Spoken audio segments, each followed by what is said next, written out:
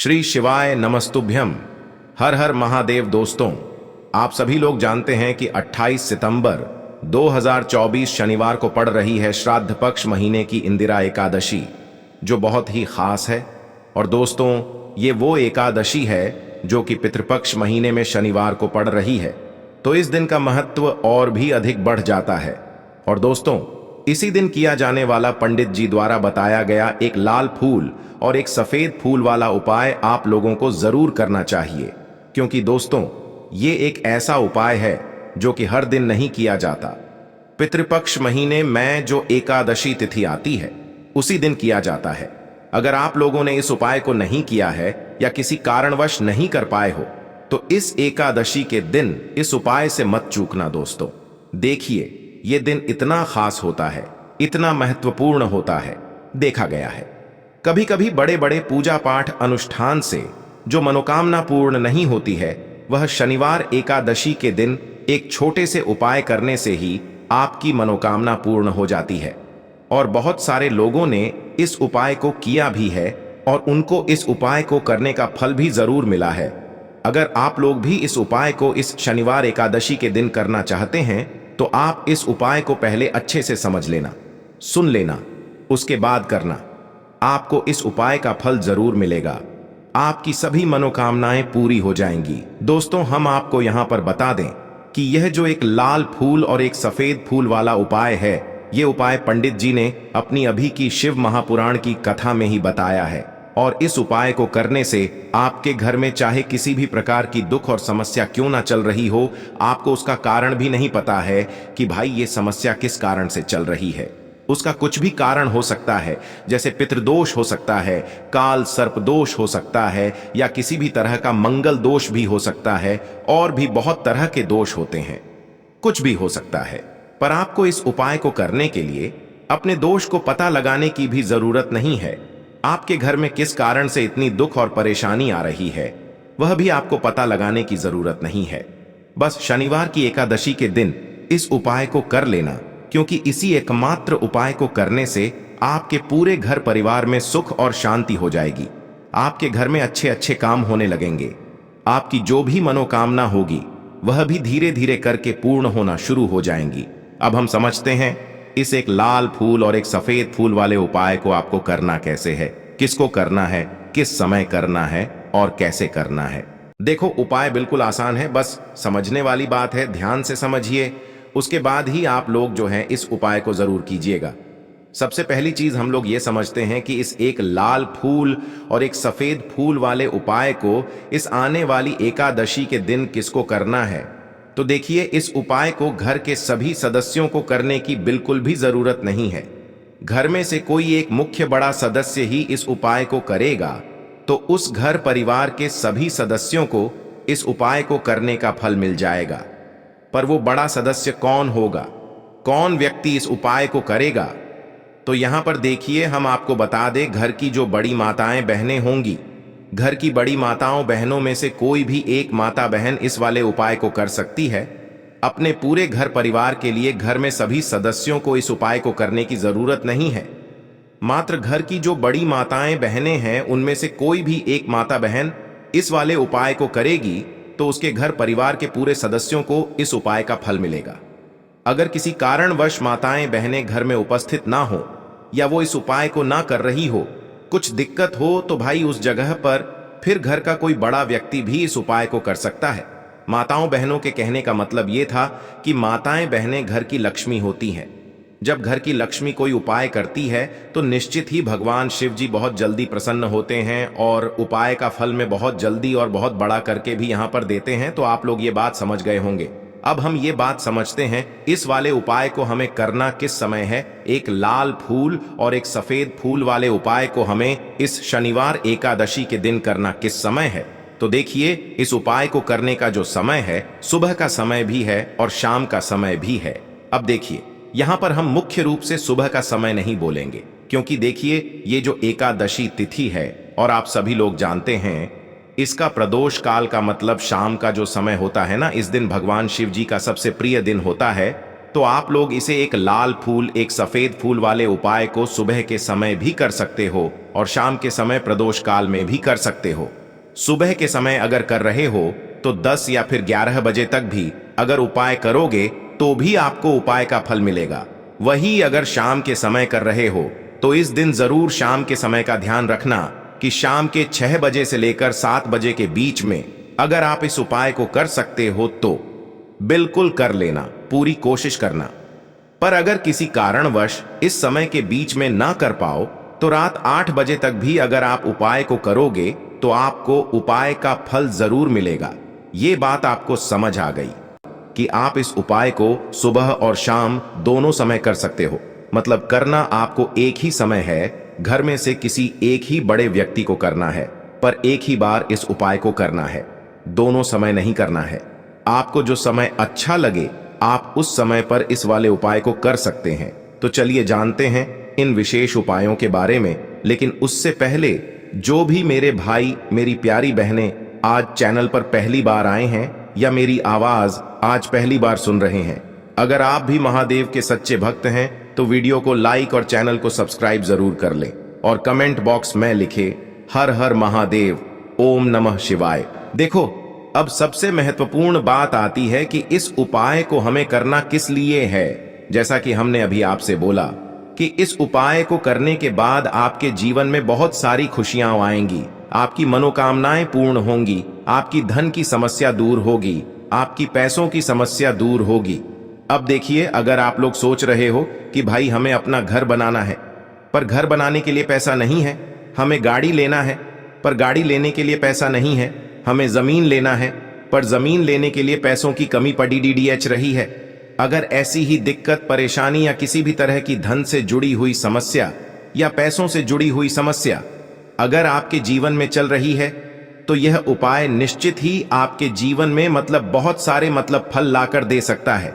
इसीलिए अगर आपके घर में बहुत ज्यादा दिक्कत, समस्या, परेशानी चल रही है, धन से जुड़ी हुई, पैसों से जुड़ी हुई, धन की बहुत ज्यादा कमी आ रही है, पैसों की बिल्कुल आवक नहीं हो रही है, तो भाई आप लोगों को इस वाले उपाय को जरूर करना चाहिए, घर में से किसी एक भी बड़े व्यक्ति को। अब इस उपाय में करना क्या है, वो सबसे पहले हम लोग जान लेते हैं उपाय की सामग्री। हम लोग सबसे पहले जानते हैं कि इस उपाय में किस किस चीज की आवश्यकता पड़ेगी।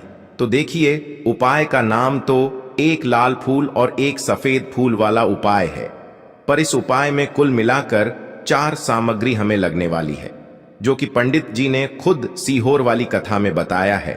और जो हम आपको उपाय बताते हैं वो पंडित जी द्वारा बताए गए होते हैं, अलग से हम कुछ भी नहीं बताते हैं। तो यहां पर हम लोग समझते हैं कि इस उपाय की सामग्री क्या है। तो देखो, उपाय की जो सामग्री है वो 4 सामग्री है, जिसमें से सबसे पहली सामग्री है एक बेलपत्र। देखो, बेलपत्र क्या होती है? बेलपत्र जो शिव की शिवलिंग पर चढ़ती है। दूसरी चीज है एक शमी पत्र, शमी पत्र, वो जो शिवलिंग पर ही चढ़ता है। तीसरी चीज है दोस्तों एक लाल फूल, जो उपाय का नाम है। तो एक यहां पर आपको लाल फूल लेना है। अब ये लाल फूल कौन सा लेना है? देखो, शिवलिंग के ऊपर जो लाल फूल चढ़ता हो उनमें से कोई भी एक लाल फूल पसंद कर लेना और वो कहीं से तोड़कर या कहीं से खरीद कर लेकर आना और उस लाल फूल को उपाय में प्रयोग कर लेना। उसके बाद में एक सफेद फूल का विशेष रूप से ध्यान रखना। जो सफेद फूल शिवलिंग पर चढ़ता हो सिर्फ वही सफेद फूल लेकर आना, इसके अलावा कुछ मत लेकर आना, लेकिन केतकी का मत लेना। तो एक एक मात्रा में ही आपको ये चारों सामग्री चाहिए, एक बेलपत्र, एक शमी पत्र, एक लाल फूल और एक सफेद फूल। ये चारों सामग्री आप लोग तैयार करके रख ले। प्रदोष काल में या सुबह के समय जब भी आप इस उपाय को कर रहे हैं, जैसे ही आपके उपाय की सामग्री तैयार हो जाती है तो क्या हम सीधा उपाय को करने के लिए इन चारों सामग्री को लेकर उपाय करने के लिए जा सकते हैं? नहीं, तो यहां पर आपको इस बात का ध्यान रखना है कि हम भगवान शिव जी को प्रसन्न करने के लिए तो जा रहे हैं, हम अपनी मनोकामना को पूर्ण करवाने के लिए तो जा रहे हैं, पर हमें यह दर्शाना बिल्कुल भी नहीं है कि हम सिर्फ अपने फायदे के लिए भगवान शिव जी के मंदिर में आए हैं। इसलिए हम इस उपाय को करने के साथ साथ में भगवान शिव जी की पूजन अर्चना के लिए कुछ सामग्री भी जरूर लेकर जाएंगे। जैसे कि सुबह के समय अगर आप उपाय को कर रहे हो, इस एक लाल फूल और एक सफेद फूल वाले उपाय को, तो भाई सुबह के समय आपको एक लोटा जल लेकर जाना है। जो लोग प्रतिदिन शिव जी के मंदिर जाते हैं, पूजन अर्चना करते हैं, जल चढ़ाते हैं, फूल बेलपत्र सब कुछ चढ़ाते हैं, भाई वो अपनी पूजन अर्चना वैसी की वैसी ही करना। बाकी जो सिर्फ उपाय को करने के लिए जा रहा है, जो कुछ भी लेकर नहीं जा रहा है, उसे कम से कम एक लोटा जल अपने घर से जरूर भर कर लेकर जाना। अगर आप उपाय को कर रहे हो, है ना, क्योंकि इस वाले उपाय को आप भगवान शिव जी की पूजन अर्चना करने के बाद ही करना। वहीं अगर बात करें शाम के समय की, अगर कोई व्यक्ति शाम के समय प्रदोष काल में इस वाले उपाय को कर रहा है, तो भाई आपको मात्र एक घी का दीपक तैयार करना है। ये बात हम हमेशा बोलते हैं, शाम के समय प्रदोष काल में कोई कर रहे हो ना, तो दीपक का विशेष महत्व होता है। दिन का प्रदोष काल में जो भी व्यक्ति दीपक जलाता है ना भगवान शिव जी के मंदिर में, भाई उसके जीवन से सारी दुख और परेशानियां भी दूर होती हैं। तो भाई इस दिन दीपक का विशेष रूप से ध्यान रखना आप लोग। अगर आप इस उपाय को शाम के समय प्रदोष काल में कर रहे हो, है ना, ये जो दीपक आप लोग लोगे, ये आटे का लोगे। जो आटा आप गूंद दोगे उसके अंदर कुछ भी मत डालना, मात्र सादा आटा लगाकर उसे तैयार कर लेना और एक मीडियम साइज का दीपक तैयार कर लेना। वो दीपक ना ज्यादा छोटा हो ना ज्यादा बड्ढा हो, है ना। उसके बाद में दीपक आपका तैयार हो जाए तो इसके अंदर जो बत्ती रखोगे वो गोल बत्ती रखोगे। देखो गोल बत्ती भी दो तरह की होगी, एक बाजार की और एक घर वाली। तो कोशिश करना अपने घर में जो रुई रखी हुई है, उस रुई से आप लोग एक गोल बत्ती अपने ही हाथों से बनाओ। उपाय का फल अच्छा मिलता है। भगवान शिव जी जल्दी प्रसन्न होते हैं। जब हम किसी भी उपाय को अपने हाथों से परिश्रम करके तैयार करते हैं, तो आपको उस दीपक के अंदर एक गोल बत्ती रख देनी है। इसके अंदर जो चीज आप लोग डालोगे वो डालोगे। शुद्ध देसी गाय का घी, इस बात का विशेष रूप से ध्यान रखना, क्योंकि भगवान शिव जी का सबसे प्रिय दिन और प्रिय समय पर हम लोग इस वाले उपाय को कर रहे हैं। तो थोड़ा सा शुद्ध देशी गाय का घी इतना डालना कि वो दीपक कुछ समय तक चल सके ना। बाजार वाला मिलावटी घी डालना, न भैंस का घी डालना। शुद्ध देसी गाय का घी आपको ढूंढने में थोड़ी मतलब मेहनत लगेगी और महंगा भी मिलेगा, पर गाय के घी से भगवान शिव जी प्रसन्न होते हैं और उसी शुद्ध देशी गाय की घी से घर में बरकत भी बनी रहती है और हमारे घर में सुख शांति भी बनी रहती है। इसलिए इस शुद्ध देशी गाय का घी को अपने घर में हमेशा रखा करो। वो भगवान शिव जी के कार्यों में भी उपयोग में आता है और उपायों में भी हम लोग प्रयोग कर सकते हैं। तो यहां पर आपकी सारी तैयारियां हो चुकी हैं। उपाय को करते समय शुद्धता का विशेष रूप से ध्यान रखिएगा। सुबह कर रहे हो तो भाई सुबह तो आपको स्नान करना ही करना है। बाकी शाम को कर रहे हो तो शाम को मात्र हाथ मुंह धोकर भी आप लोग इस वाले उपाय को कर सकते हो। कोई दिक्कत वाली बात नहीं है भाई। उपाय की पूरी सामग्री तैयार करके और पूजन सामग्री लेकर आपको भगवान शिव जी के मंदिर पहुंचना है, जो आपके घर के पास में हो, जहां पर शिवलिंग विराजित हो, शिवालय हो, वहां पर आप लोगों को पहुंचना है। और जैसे ही आप भगवान शिव जी के मंदिर में पहुंचते हो, वहां जाकर ही उपाय शुरू नहीं करना है। पहले आपको भगवान शिव जी की पूजन अर्चना करना है। पूजन अर्चना कैसे करोगे? सुबह के समय गए हो तो एक लोटा जल वगैरह जो भी पूजन सामग्री लेकर गए हो, उससे पहले पूजन सामग्री आप लोग मतलब पूजन भगवान शिव जी की कर लो। जो व्यक्ति सिर्फ एक लोटा जल लेकर गए हैं, वो शिव जी की शिवलिंग पर मात्र एक लोटा जल एक धारा से धीरे धीरे करके चढ़ा लो, है ना। अपनी पूजन अर्चना आप लोग जो हैं पूरी कर लो पहले।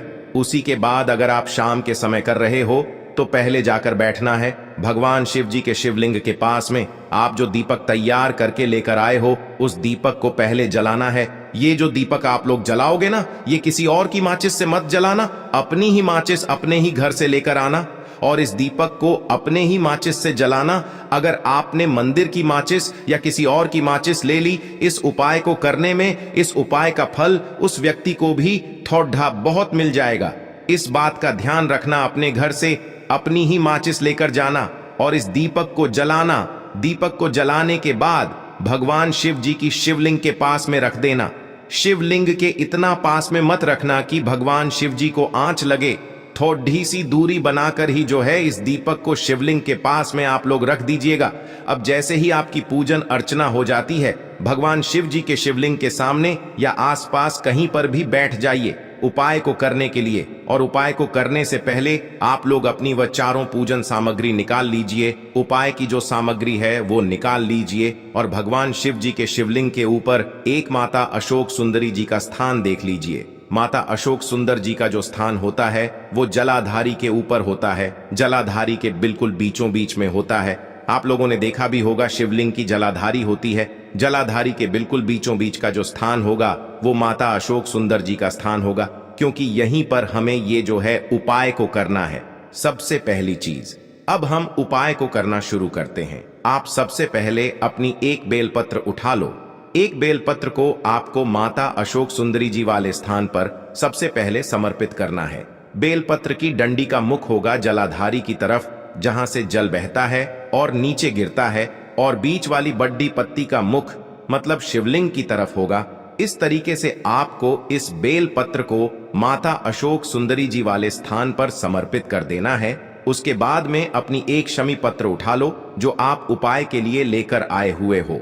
शमी पत्र को उठाकर शमी पत्र की भी जो डंडी का भाग होगा वो जलाधारी की तरफ करके, जहां से जल बहता है नीचे गिरता है उस तरफ करके, और पत्ती वाला भाग शिवलिंग की तरफ करके इस शमी पत्र को भी उस बेल पत्र के ऊपर आपको समर्पित कर देना है। समर्पित करने के बाद अब आप ले लो अपना एक लाल फूल जो आप उपाय को करने के लिए लेकर आए हुए हो।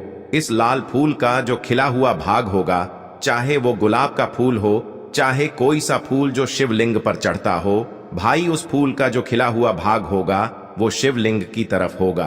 बाकी जो पीछे का भाग होगा फूल का वो जलाधारी की तरफ, जहां से जल बहता है नीचे गिरता है उस तरफ होगा। और आखिरी में आपका जो एक सफेद फूल बचा हुआ है, इस सफेद फूल को भी आपको लेना है और सफेद फूल का जो खिला हुआ भाग होगा वो शिवलिंग की तरफ होगा, जहां पर शिवलिंग रखा हुआ है उस तरफ होगा, और डंडी का भाग जलाधारी के पीछे की तरफ हो जाएगा। मतलब जो जहां से जल बहता है और नीचे गिरता है। जब आप लोग एक बेलपत्र, एक शमी पत्र और एक लाल फूल, एक सफेद फूल चढ़ा रहे हो, तो उस समय आप लोगों को कांता भगवान या कांता चक्र का नाम लेते हुए ही जो है इस उपाय को करना है, और भगवान शिव जी और नारायण जी का स्मरण करते हुए ही इस उपाय को आपको करना है।